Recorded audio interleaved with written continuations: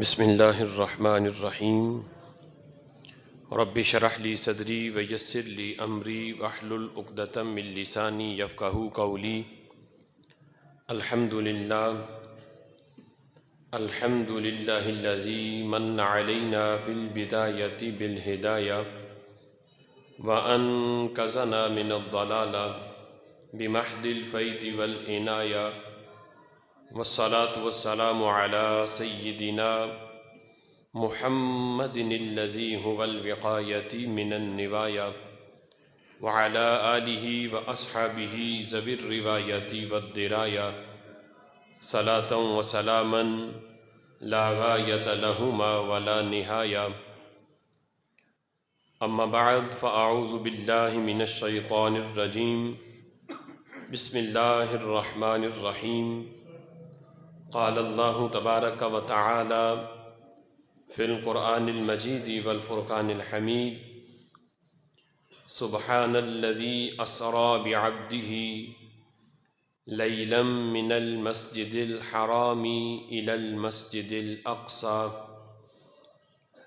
الذی بارکنا حولہ لنریہ من آیاتنا۔ قال اللہ تبارک و تعالی فی مقام آخر، والنجم اذا ہوا، صدق اللہ العظیم۔ قال اللہ تبارک و تعالی فی شان حبیبہ مخبرا وآمرا، ان اللہ وملائکتہ یصلون علی النبی یا ایہا الذین آمنوا صلوا علیہ وسلموا تسلیما۔ الصلاۃ والسلام علیک یا سیدی یا رسول اللہ، وعلی آلک واصحابک یا سیدی یا حبیب اللہ۔ الصلاۃ والسلام علیک یا سیدی یا نبی اللہ، وعلی آلک واصحابک یا سیدی یا نور اللہ۔ مولاي صل وسلم دائما ابدا علی حبیبک خیر الخلق کلہم، هو الحبیب الذی ترجى شفاعته لكل حول من الأحوال مقتحم، منزہ عن شریک فی محاسنہ فجوہر الحسن فیہ غیر منقسم۔ یا رب صل وسلم دائما ابدا علی حبیبک خیر الخلق کلہم۔ اللہ وحدہ لا شریک کی حمد و ثنا اور حضور سرور کائنات، مفخر موجودات، زینت بزم کائنات، باعث تخلیق کائنات، دستگیر جہاں غم گسار زماں، حامی بے کساں سید سروراں، قائد المرسلین خاتم النبیین، احمد مجتبیٰ جناب محمد مصطفیٰ صلی اللہ تعالی علیہ وبارک وسلم کے دربار ناز میں ہدیہ درود و سلام عرض کرنے کے بعد، نہایت ہی معزز محتشم حضرات و سامعین، رب ذوالجلال کے فضل اور توفیق سے جمعۃ المبارک کے اس بابرکت اجتماع میں ہم سب کو شرکت کی سعادت حاصل ہو رہی ہے۔ میری دعا ہے رب ذوالجلال ان مقدس لمحات کا صدقہ ہم سب کی حاضری اپنی بارگاہ میں قبول فرمائے، اور رب ذوالجلال ہم سب کے گناہوں کو معاف فرمائے۔ آج کے جمعۃ المبارک میں میری گفتگو کا موضوع ہے معراج النبی صلی اللہ تعالی علیہ وسلم کی لطافتیں۔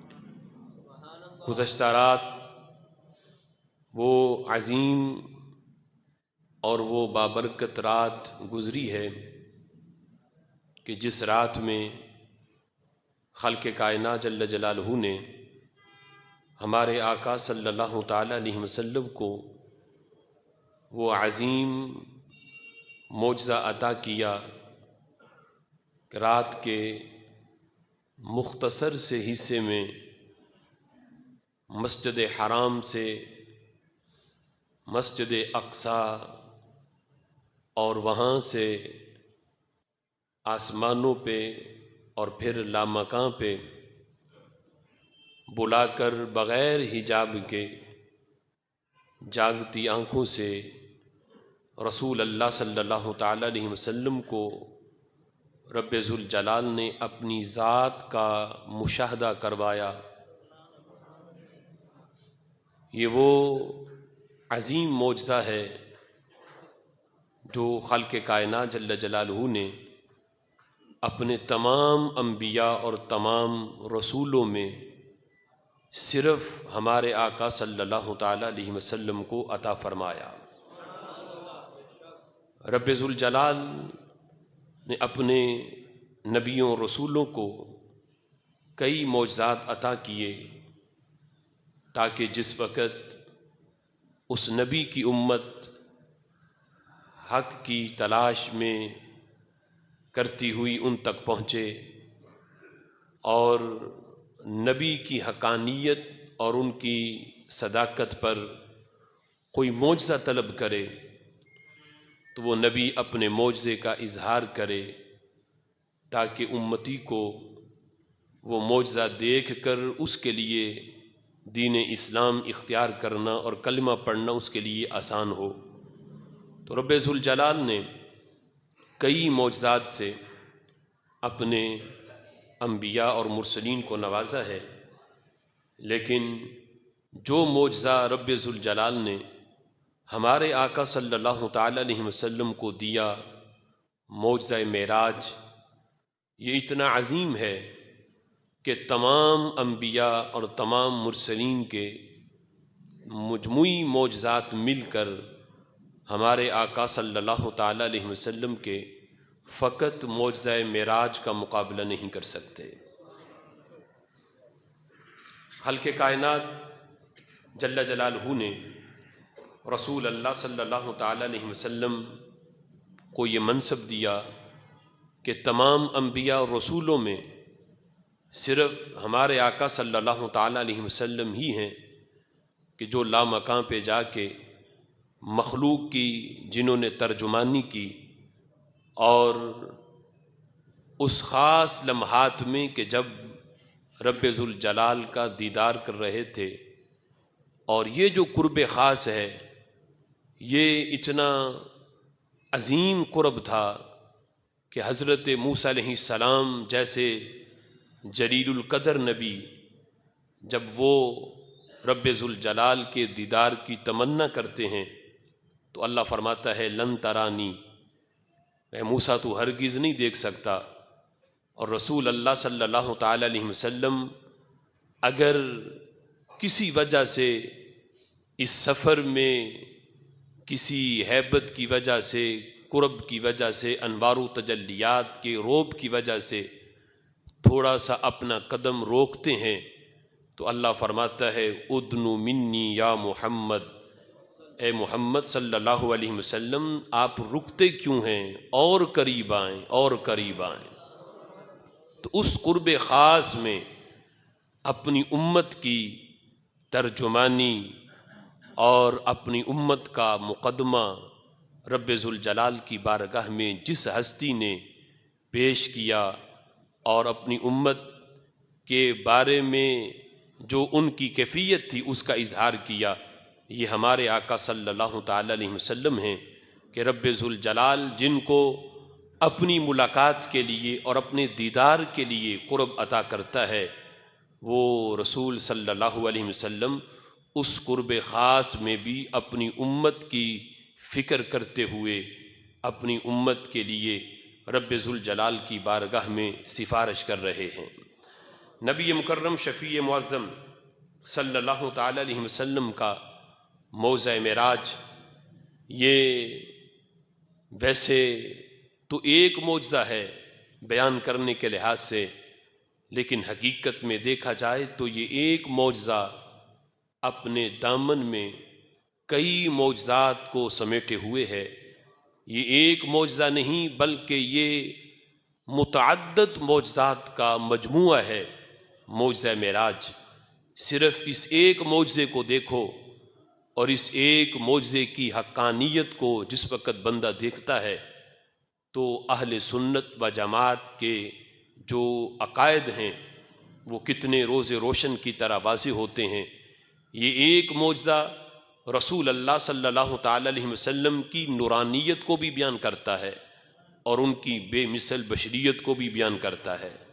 یہ ایک معجزہ ہمارے آقا صلی اللہ تعالی علیہ وسلم کے علم غیب کو بھی بیان کرتا ہے، ان کے اختیارات کو بھی، اور اللہ کی بارگاہ میں ان کا وسیلہ کبریٰ ہونا، اس حیثیت کو بھی یہ معجزہ بیان کرتا ہے۔ اور یہ معجزہ رسول اللہ صلی اللہ تعالی علیہ وسلم کا خاتم النبیین ہونا، یہ سبق بھی اس معجزے کے اندر موجود ہے۔ یہ ایک معجزہ اپنے دامن میں کئی معجزات بھی رکھتا ہے اور کئی عقائد کی اصلاح بھی رسول اللہ صلی اللہ تعالی علیہ وسلم کے اس ایک معجزے کے اندر موجود ہے۔ خالق کائنات جل جلالہ نے رسول اللہ صلی اللہ تعالی علیہ وسلم کو یہ جو عظیم معجزہ معراج دیا، اس کی طاقت اور اس کی پاور اگر دیکھنی ہے تو رسول اللہ صلی اللہ تعالی علیہ وسلم کی اس حدیث کو سامنے رکھو کہ ایک ہے کہ بندہ جس رب پر اس کا ایمان ہے، دل میں اس کا نام آ جائے اس رب کا، تو رب ذوالجلال اس بندہ مومن کو کتنی طاقت دیتا ہے۔ ایک ہے صرف دل میں نام آئے، اور ایک ہے کہ بندہ بغیر حجاب کے اس کا دیدار کرے۔ پہلے دیکھو کہ صرف نام دل میں آئے، دل سے بندہ تصدیق کرے کہ اللہ ایک ہے، تو اس بندہ مومن کو اللہ شان کتنی دیتا ہے اور اس کو پاور کتنی ملتی ہے۔ اور ایک ہے کہ صرف سن کے ہی نہیں بلکہ آنکھوں سے دیکھ کے بندہ کہے کہ ہاں اللہ ایک ہے۔ صرف سن کے جس نے تصدیق کی اس کے ایمان کی پاور کا اندازہ کوئی نہیں کر سکتا، تو جس نے دیکھ کے کہا لوگو اللہ ایک ہے، اس کی طاقت کا اندازہ کون لگا سکتا ہے۔ میرے آقا صلی اللہ تعالی علیہ وسلم ارشاد فرماتے ہیں، فرمایا جس وقت خالق کائنات جل جلالہ نے زمین کو پیدا کیا پانی پر، تو زمین نے حرکت کرنا شروع کی، تو خالق کائنات جل جلالہ نے زمین کی حرکت کو بند کرنے کے لیے رب ذوالجلال نے پہاڑ پیدا کیے۔ یہ پہاڑ یہ زمین کی میخیں ہیں۔ جس وقت پہاڑ اللہ نے پیدا کیے تو زمین کی حرکت بند ہو گئی، زمین نے حرکت کرنا بند کر دی۔ تو رب ذوالجلال کے فرشتوں نے جب یہ معاملہ دیکھا تو فرشتوں کو بڑا تعجب ہوا کہ اتنی وسیع تر زمین، پہاڑ کی وجہ سے یہ زمین حرکت کر رہی تھی، پہلے پہاڑ پیدا ہوئے تو زمین نے کانپنا بند کر دیا، زمین کو سکون مل گیا۔ تو پہاڑ پہلے سمجھ رہے تھے کہ زمین بڑی مضبوط چیز ہے، لیکن جب زمین ہل رہی تھی، پہاڑوں نے زمین کی حرکت کو بند کیا، تو فرشتوں نے تعجب بھی کیا اور اللہ کی بارگاہ میں فرشتوں نے سوال بھی کیا، کہنے لگے یا ربی هل من خلقک شیء اشد من الجبال، اے اللہ کیا تیری مخلوق میں پہاڑوں سے بھی کوئی مضبوط چیز ہے، پہاڑوں سے بھی پاور والی چیز ہے، کہ جس پہاڑ نے زمین کی حرکت کو بند کیا اس سے بڑھ کر تو تیری مخلوق میں کوئی پاور والی چیز نہیں ہوگی، کیا اس سے بھی مضبوط چیز ہے؟ تو رب ذوالجلال نے ارشاد فرمایا نعم الحدید، فرمایا پہاڑوں سے بھی مضبوط چیز لوہا ہے۔ بڑے بڑے پہاڑ ہوں، لوہا جس وقت وہاں کام کرتا ہے تو پہاڑ کو کاٹ کر بھی وہاں سے راستے بنا دیے جاتے ہیں۔ بندہ 1 سال دیکھے تو پہاڑ ہوگا، آپ مکہ اور مدینہ شریف کی صورتحال دیکھو، 1 سال بندہ جائے تو دیکھتا ہے کہ یہاں پہاڑ ہے، چند سال کے بعد دوبارہ حاضری ہو تو وہاں عالی شان عمارت کھڑی ہوتی ہے۔ پہاڑوں کو کاٹ کے راستے بنا دیے جاتے ہیں، پہاڑوں کے نیچے سے سڑکیں نکل جاتی ہیں۔ تو فرمایا پہاڑوں سے بھی مضبوط چیز جو ہے یہ لوہا ہے۔ فرشتوں نے پھر تعجب کیا اور پھر پوچھا یا رب هل من خلقک شیء اشد من الحدید، اے اللہ کیا تیری مخلوق میں لوہے سے بھی مضبوط چیز کوئی ہے؟ تو خلق کائنات جل جلالہ نے فرمایا نعم النار، آگ ہے۔ مضبوط لوہا بھی آگ میں ڈالو تو آگ اسے پانی بنا دیتی ہے، وہ لوہا پانی کی طرح پگھل جاتا ہے۔ تو آگ جو ہے یہ لوہے سے بھی زیادہ مضبوط ہے۔ فرشتوں نے پھر پوچھا حل من خلقک اشد شیء من النار، اے اللہ کیا تیری مخلوقات میں کوئی آگ سے بھی پاور والی چیز ہے جو آگ پر بھی غالب آ جائے اور آگ کی حیثیت کو بھی ختم کر دے؟ تو خلق کائنات جل جلالہ نے فرمایا نعم الماء، آگ سے بھی مضبوط چیز پانی ہے، جس میں آگ سے بھی زیادہ پاور موجود ہے۔ آگ جل رہی ہو، پانی ڈالو تو وہ آگ کی حرارت کو ختم کر دے گی اور آگ کی حیثیت ختم ہو جائے گی۔ فرشتوں نے پھر پوچھا یا ربی حل من خلقک شیء اشد من الماء، اے اللہ کہ تیری مخلوق میں پانی سے بھی مضبوط چیز کوئی ہے؟ تو خلق کائنات جل جلالہ نے فرمایا نعم الریح، پانی سے بھی پاور والی چیز ہوا ہے۔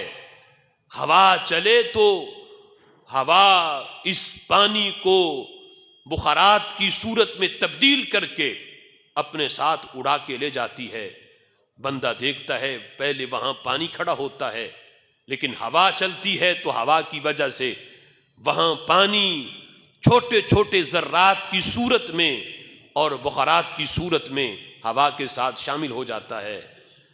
بندہ دیکھے پانی بہہ رہا ہو، ہوا اگر مخالف سمت کی ہو تو پانی کا رخ بھی بدل دیتی ہے۔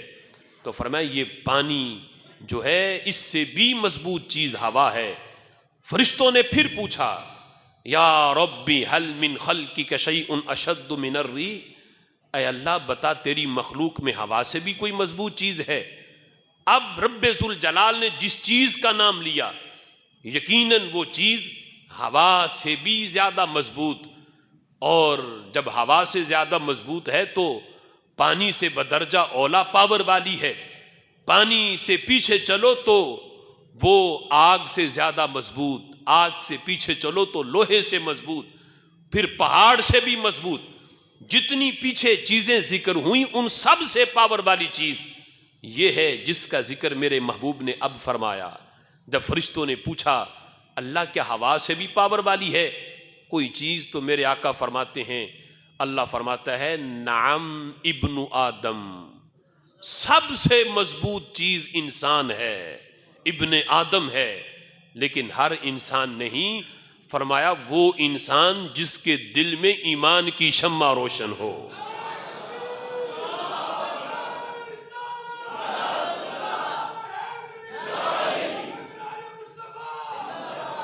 جس کے دل میں ایمان کی شمع روشن ہو، ایمان جس کے دل میں آ جائے، فرمایا وہ ہوا پر بھی پاور والا ہے، وہ ابن آدم لوہے سے بھی مضبوط ہے، وہ پہاڑوں پر بھی اس کی شان و شوکت ہے اور اس کی پاور پہاڑوں سے بھی زیادہ، آگ سے بھی زیادہ، پانی سے بھی زیادہ، ہواؤں سے بھی زیادہ، ہر چیز پہ رب ذوالجلال نے اس بندے کو فوقیت اور پاور دی ہے جس کے دل میں ایمان کی دولت موجود ہے۔ اب ایمان آتا کب ہے؟ ایمان کس چیز کا نام ہے؟ یہ ہے ایک تو بندہ زبان سے کہے لا الہ الا اللہ محمد الرسول اللہ، زبان سے یہ کلمہ پڑھے اور دل میں اس کی تصدیق ہو اللہ ایک ہے۔ جس رب کا نام دل میں آنے سے بندہ پوری کائنات سے پاور والا بنتا ہے، اس رب کا جس ہستی نے دیدار کیا ہوگا اس کی طاقت کا اندازہ کون لگا سکتا ہے؟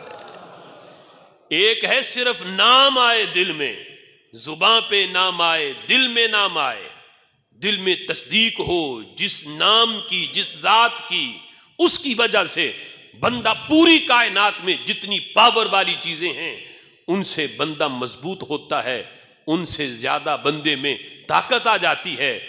تو جس ہستی نے بغیر کسی حجاب کے اتنا قریب ہو کے، جس طرح کمان کے دو سرے ہوتے ہیں، بلکہ اللہ فرماتا ہے فَكَانَ قَابَ قَوْسَيْنِ أَوْ أَدْنَىٰ، کمان کے دو سروں میں بھی فاصلہ زیادہ ہے، او ادنا، فرمایا اتنا بھی فاصلہ نہیں تھا، بس فرق اتنا ہی رہا، وہ درجائے ابدیت میں رہے، وہ رب جو ہے وہ خالق رہا، بس اتنا فرق تھا۔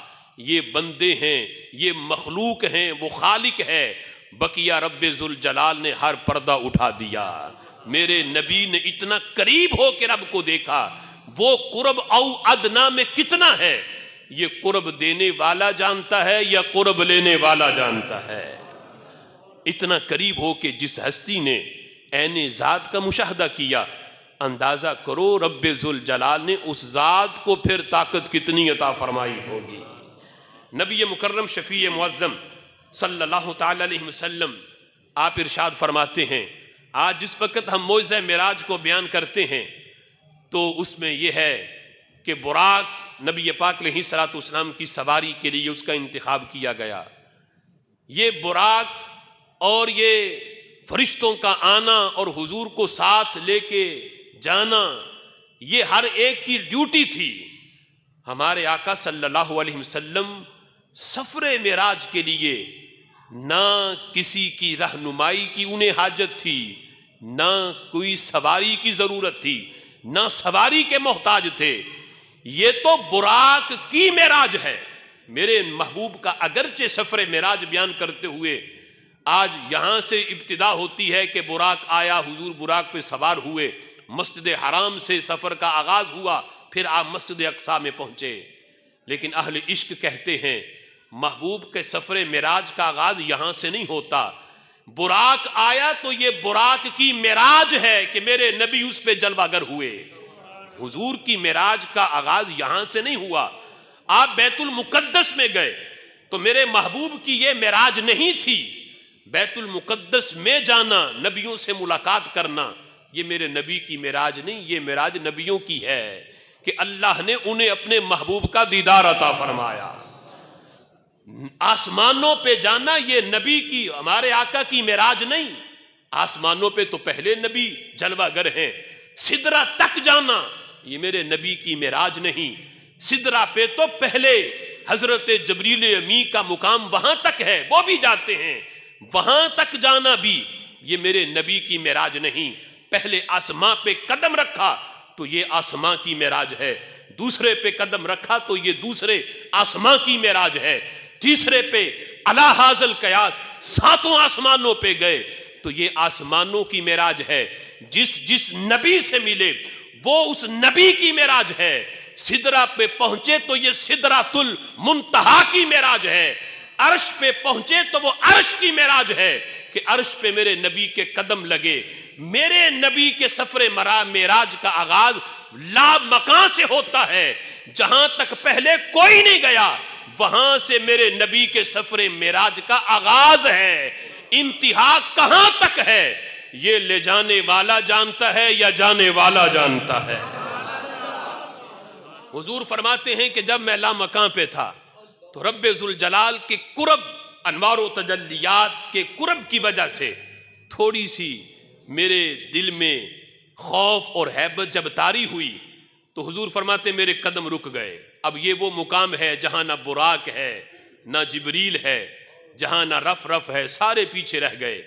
فقط میرے نبی کی ذات جس وقت لا مکان پہ آپ پہنچے، حضور فرماتے میرے قدم رک گئے۔ تھوڑی دیر کے لیے جب میں رکا تو آواز آئی، ادنو ادنو منی یا محمد۔ کتنا کمال ہے، یہ فرق ہے کلیم اور حبیب میں۔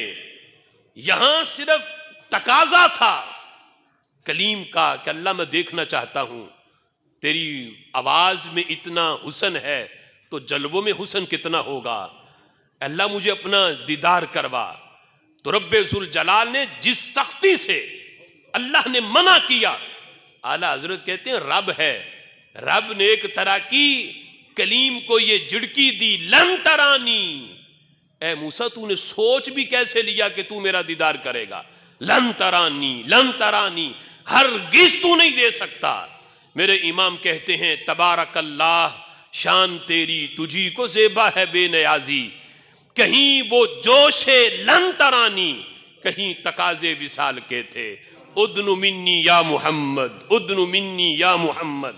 ایک طرف ہے ہرگز نہیں دیکھ سکتے، اور ایک طرف ہے محبوب رک کیوں گئے، اور قریب آؤ، اور قریب آؤ۔ اب حضور فرماتے جس وقت آواز میں نے سنی کہ ادن منی، روایت یہ بھی ہے کہ وہ جو آواز تھی جب محبوب نے وہاں جا کے تھوڑی سی یعنی ایک وحشت سی یا ایک گھبراہٹ سی طاری ہوئی، تو وہ آواز بھی جو ادن منی کے لفظ تھے، یہ لفظ بھی جس لہجے میں تھے وہ لہجہ صدیق اکبر کا تھا، تاکہ وہ آواز جس آواز سے دنیا میں محبوب تم مانوس تھے، اور جس آواز کی وجہ سے دنیا میں ہر غم دور ہوتا تھا، اور ہر گھبراہٹ میں جو آواز محبوب تمہارے لیے ہر جگہ پہ مددگار بنتی تھی، اگرچہ یہ سارے معاملات ہیں، وگرنہ ہمارے آقا علیہ الصلوۃ والسلام ہر ایک کے مددگار ہیں، لیکن صدیق اکبر رضی اللہ تعالی عنہ نے مشکل لمحات میں جب کہیں بھی میرے نبی کا ساتھ نہیں چھوڑا، تو اس مقام پر بھی جب تھوڑی سی گھبراہٹ محسوس ہوئی تو یہ لہجہ اور یہ آواز میں جو سوز و گداز تھا وہ لہجہ بھی حضرت صدیق اکبر رضی اللہ تعالی عنہ کا تھا۔ اب جس وقت حضور فرماتے ہیں وہ آواز جب میں نے سنی تو میں نے قدم اٹھا کے آگے رکھا، ایک قدم، تو اس ایک قدم میں جتنی مسافت حضور فرماتے ہیں میں نے طے کی وہ پتہ ہے کتنی ہے؟ حضور فرماتے وہ مسافت اتنی تھی جتنی براق مسجد حرام سے لے کے جتنا سفر براق نے سدرہ تک طے کیا، اتنا سفر میں نے ایک قدم میں طے کر لیا۔ اب ناپو وہ سفر کتنا تھا۔ آج حضور کے مقام ابدیت کو اپنے بشریت پہ قیاس کرنے والے زمین سے لے کے پہلے آسمان کا سفر 500 سال کی مسافت، اتنا ہی دوسرے آسمان کا سفر، اتنا ہی تیسرے آسمان کا سفر، اور ہر آسمان کی موٹائی جو ہے یہ بھی 500 سال کی ہے۔ اسی طرح دوسرا آسمان، تیسرا آسمان، پھر سدرۃ المنتہا۔ فرمایا جتنا مکہ سے لے کے سدرہ تک براق نے سفر طے کیا، اتنا ایک قدم میں نے یہ سفر سارا طے کر لیا۔ یہ ہمارے آقا علیہ الصلوۃ والسلام کا مقام ابدیت ہے، صرف نور کا معراج نہیں۔ اللہ نے جب اپنے محبوب کے اس سفر معراج کو بیان کیا تو اللہ نے ابد کہہ کے سارے احتمال ہی ختم کر دیے کہ قیامت تک ان کی ابدیت کو بیان کرتے ہوئے اپنی ابدیت کو سامنے نہ رکھنا، تمہاری ابدیت تو صرف زمین تک رہتی ہے، میرے محبوب کی ابدیت تو عرش سے بھی پار چلی جاتی ہے۔ ہمارے آقا علیہ الصلوۃ والسلام کا یہ مقام ابدیت ہے کہ جہاں جبریل جا کے سدرہ پہ کہے کہ محبوب اگرچہ نور ہوں، نوریوں کا سردار ہوں، لیکن ایک پورا بھی آگے جاؤں تو میرے محبوب پر جلتے ہیں، میں آگے نہیں جا سکتا، لیکن میرے آقا فرماتے ہیں جبریل تو نہیں جا سکتا، بتا تیری کوئی حاجت ہے تو وہ بھی پوری کراؤں گا۔ مطلب یہ کہ یہ نہیں کہا جبریل جب تم نہیں جا سکتے تو میں تو ٹھیک ہے نور بھی ہوں لیکن میری حیثیت تو بشریت والی بھی ہے، جب تم فقط نور ہو کے نہیں جا سکتے تو میں تو بشریت اور نور کا مجموعہ ہوں، میں آگے کیسے جاؤں گا؟ جب تیرے نورانی پر جلتے ہیں تو میرے جسم پہ کپڑا سلامت کیسے رہے گا؟ جبریل میں بھی نہیں جاتا۔ میرے محبوب نے یہ نہیں فرمایا، فرمایا ٹھیک ہے جبریل مجھے پتا ہے تیرے مقام کی یہاں سے انتہا ہے، لیکن ہمارے سفر کا ابھی یہاں سے آغاز ہو رہا ہے، بتا تیری کوئی حاجت ہے تو وہ پوری کر دوں۔ اور میرے محبوب نے یہ لفظ بول کے وہ بدلہ اتارا جب حضرت ابراہیم علیہ السلام نار نمرود میں ڈالا جا رہا تھا تو اس وقت حضرت جبریل امین نے حاضر ہو کے کہا تھا اے خلیل بتا کوئی حاجت ہو تو میں اس حاجت کو پورا کر دوں، اللہ کی بارگاہ میں تمہاری وہ حاجت لے جاؤں۔ تو حضرت ابراہیم علیہ السلام نے کہا تھا جبریل تجھ سے میری کوئی حاجت نہیں، تو کہا اگر مجھ سے نہیں کہنی تو اپنے رب سے ہی مانگ لو، دیکھو کتنی شدت کی آگے آگ ہے۔ تو حضرت ابراہیم علیہ السلام نے کہا تھا جبریل میں اس سے کیوں کہوں، وہ میرے حالت سے واقف ہے۔ کہا اسے جاتا ہے جسے پتہ نہ ہو، وہ جانتا ہے اگر وہ میری اس حالت پہ راضی ہے آگ پہ جانے کے لیے، تو اس جیسی ایک کیا ہزاروں نمرود کی چیخیں ہوں، اس پہ جانے کے لیے بھی میں تیار ہوں۔ لیکن یہ اس وقت جو حضرت ابراہیم علیہ السلام کی پیشانی پہ نور مصطفیٰ صلی اللہ علیہ وسلم جلوہ گر تھا، حضرت جبریل امین نے حضرت ابراہیم علیہ السلام سے کہا حاجت ہو تو پوری کر دوں۔ میرے محبوب کے نور نے اس وقت عہد کیا، اے جبریل آج میرے آبا پر جو تو نے یہ مہربانی کی ہے کہ حاضر ہو کے ان سے پوچھ رہے ہو حاجت ہو تو بتاؤ پوری کر دوں، اس کا بدلہ وقت آئے گا میں ضرور اتاروں گا۔ وہ سدرۃ المنتہا پہ پہنچ کے میرے محبوب فرماتے ہیں جبریل آج بدلہ ہو گیا، اس دن تو نے میرے والد ابراہیم سے پوچھا تھا کوئی حاجت ہو تو بتاؤ پوری کر دوں، آج میں تم سے پوچھ رہا ہوں کہ بتا تیری کوئی حاجت ہے تو میں پوری کر دیتا ہوں۔ میرے محبوب علیہ الصلوۃ والسلام نے جس وقت پوچھا حضرت جبریل نے کیا حاجت پیش کی، کہا اللہ کی بارگاہ میں میری حاجت یہ ہے اگر قبول ہو جائے محبوب میں نے آپ کو دیکھا، آپ اپنی امت کی فکر آپ کو بڑی ہے، آپ ہر وقت اپنی امت کے غم میں آنسو بہاتے ہیں، ہر وقت فکر ہے آپ کو امت کی، تو محبوب میں یہ چاہتا ہوں مجھے اجازت مل جائے کل قیامت کا دن ہو، آپ کی امت وہ پرسرات جو بال سے زیادہ باریک تلوار سے زیادہ تیز ہے، میں چاہتا ہوں جب آپ کی امت گزرنے لگے مجھے اجازت ملے میں اپنے نورانی پر اس پل کے اوپر بچھا دوں اور آپ کی امت جو ہے وہ بغیر کسی تکلیف کے میرے پروں پہ پاؤں رکھ کے اس کے اوپر سے گزرتی ہوئی جنت میں پہنچ جائے۔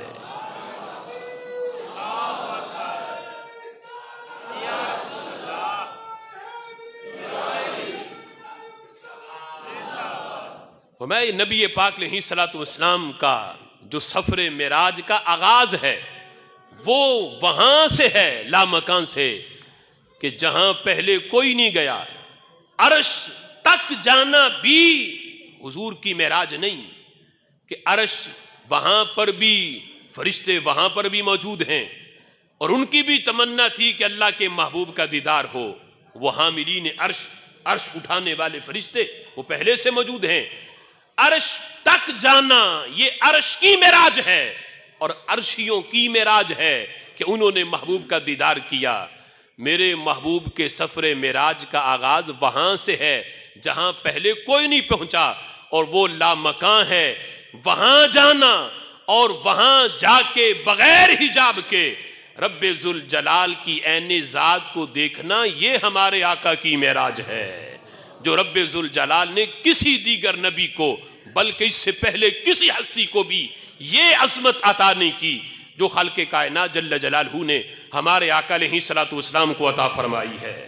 اعلیٰ حضرت امام اہل سنت حضور کے سفر معراج کو بیان کرتے ہوئے اسی لیے فرماتے ہیں، کہتے ہیں خرد سے کہہ دو سر جھکا لے، گمان سے گزرے گزرنے والے۔ خرد کہتے ہیں عقل کو، فرمایا اگر عقل میں حضور کے معجزہ معراج کو تولو گے تو عقل تو چھوٹی سی ہے، ابو جہل کی طرح انکار کر دے گی، اس نے بھی عقل میں تولا۔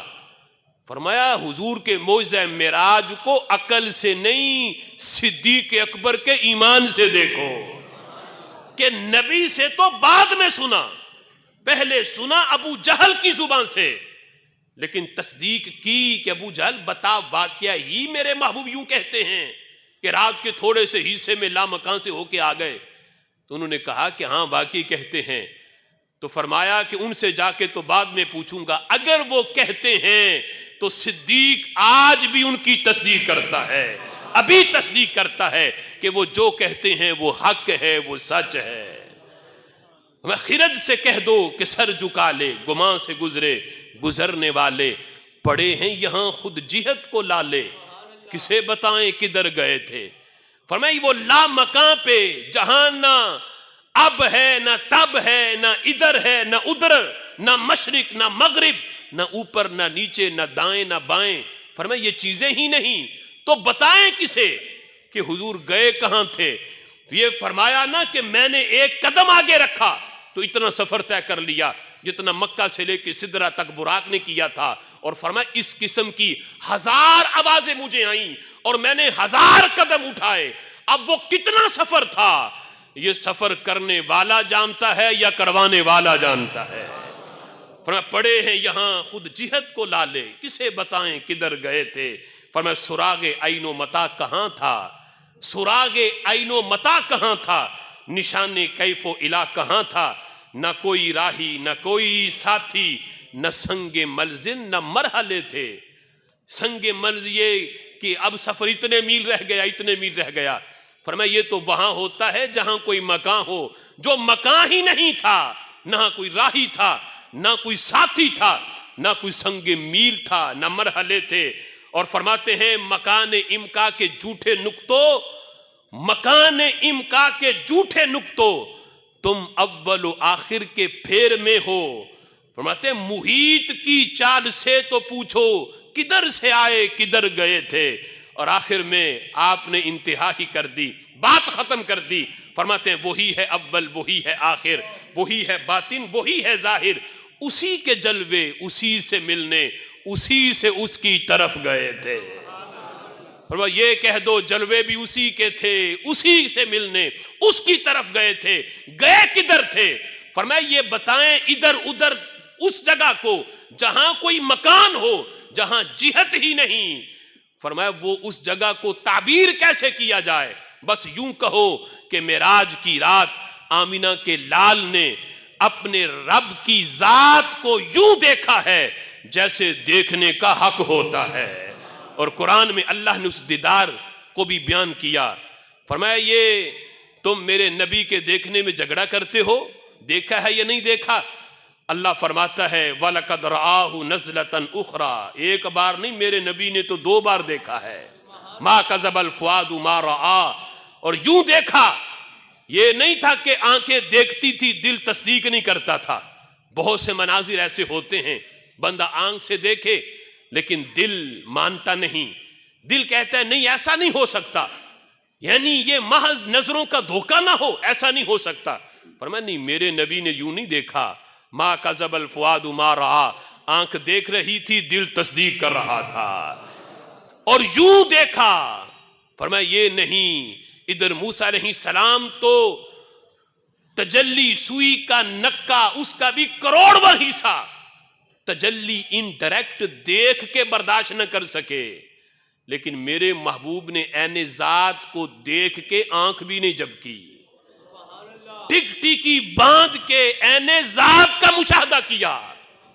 اور پھر یہ نہیں کہ وہاں جا کے کوئی گھبراہٹ ہوئی ہو اور کہا ہو حضرت موسیٰ علیہ السلام تو بے ہوش ہو گئے، اور یہاں اتنی سی ہلکی سی بھی گھبراہٹ ہوتی تو محبوب عرض کرتے اللہ سے، اللہ جو دینا ہے فوری دے دو، ٹھیک ہے میں نے دیدار کر لیا، میں نے جلوے تیرے دیکھ لیے، اب مزید مجھ سے برداشت نہیں ہو رہا، اجازت دے دے میں واپس چلا جاؤں۔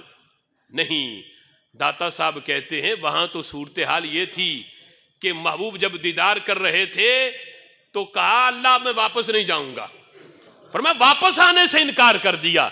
اگر ہیبت ہوتی تو فوری اجازت لیتے، یہاں تو معاملہ یہ تھا، حضور فرماتے اللہ میں واپس نہیں جاؤں گا، اور وہ بھی رب ہے، ناراض تو کرنا نہیں تھا محبوب کو، لیکن پھر بھی پوچھا محبوب بتا واپس جانے سے انکار کیوں کیا؟ تمہارا واپس جانا بھی ضروری ہے۔ تو کہا اللہ اس لیے کہ تیرے دیدار میں اتنی لذت ہے، اتنا مزہ ہے، واپس جا کے یہ مزے تو نہیں ہوں گے۔ یہ محبوب کا معجزہ معراج، سفر معراج پہ جانا یہ کمال ہے ہی، لیکن داتا صاحب کہتے ہیں کہ جانے میں اتنا کمال نہیں جتنا واپس آنے میں کمال ہے۔ جانے میں بھی کمال ہے لیکن اس سے زیادہ کمال واپس آنے میں ہے کہ جب اتنے عظیم رتبے مل چکے ہوں کہ جنتی اور عرشی دونوں طرف جو ہیں وہ کھڑے ہوں استقبال کے لیے، اور جنت اور عرش کو جن کے لیے سجایا گیا ہو وہ سب کچھ چھوڑ چھاڑ کے، اللہ نے بھی مجبور نہیں کیا زبردستی کہ محبوب جاؤ تمہیں واپس بھیجنا ہے، واپس بھیجا ہے تو راضی کر کے بھیجا ہے، لیکن محبوب نے سب کچھ چھوڑ کے واپس پھر حضرت بلال حبشی کے پاس آ کے بیٹھنے کو قبول کیا، وہ عرشی اور عرش کی میزبانی کو چھوڑ کے پھر واپس آ کے غلاموں میں بیٹھنا قبول کیا۔ تو داتا صاحب کہتے ہیں کمال جانے میں بھی ہے، لیکن اس سے زیادہ کمال نبی کے واپس آنے میں ہے۔ اس لیے خالق کائنات جل جلالہ قرآن میں محبوب کے سفر معراج کو بیان تو کیا ہے، لیکن جب قسم اٹھائی ہے تو محبوب کے معراج پہ جانے کی نہیں، واپس آنے کی اٹھائی ہے۔ اللہ فرماتا ہے وَالنَّجْمِ إِذَا هَوَىٰ وَالنَّجْمِ إِذَا هَوَىٰ، محبوب مجھے قسم ہے اس ستارے کی جب وہ غروب ہو۔ مطلب کیا؟ ستارے سے مراد حضور کی ذات ہے۔ محبوب مجھے قسم ہے تمہارے سفر معراج سے واپس آنے کی، کمال جانے میں بھی تھا، لیکن اس سے بڑا کمال یہ ساری عظمتوں کو چھوڑ کر واپس غلاموں میں آ جانے کو قبول کر لینا، یہ وہ کمال ہے جس کی قسم اللہ قرآن میں ذکر فرما رہا ہے۔ تو داتا صاحب کہتے ہیں انکار کیا، اللہ نے پوچھا تو حضور عرض کرتے ہیں تیرے دیدار میں لذت اتنی ہے واپس جا کے تو نہیں ملے گی۔ تو رب ذوالجلال نے وعدہ کیا محبوب واپس چلے جاؤ، اگر میں اس بات پہ قادر ہوں تمہیں لامکاں پہ بلا کے بغیر حجاب کے اپنا دیدار کروا سکتا ہوں، یہی عرش والا دیدار تمہیں نماز پنجگانہ میں بھی کروا سکتا ہوں۔ فرمایا یہی وجہ ہے، پھر آگے داتا صاحب حدیث بھی لکھتے ہیں، کہتے ہیں یہی وجہ ہے جب محبوب سفر پہ کہیں گئے ہوتے یا کسی غزوے سے واپس آتے، بدن پہ تھکاوٹ ہوتی تو حضرت بلال سے کہتے ارحنی بالصلاۃ، اے بلال اذان پڑھو نا تاکہ میں 2 رکعت نماز پڑھوں میری تھکاوٹ دور ہو جائے۔ کہتے ہیں ہم نماز پڑھتے ہیں تھکاوٹ ہوتی ہے، محبوب کی نماز وہ ہے آپ نماز پڑھیں تو تھکاوٹ ہوئی ہو تو وہ دور ہوتی ہے۔ کہتے ہیں وجہ یہ تھی کہ رب ذوالجلال نماز میں وہی عرش والا دیدار کرواتا تھا، اس دیدار کی لذت اور چاشنی کی وجہ سے محبوب کی ساری تھکاوٹ دور ہو جاتی تھی۔ اس میں معجزہ معراج میں کتنی لطافتیں ہیں، یہ بڑا طویل موضوع ہے۔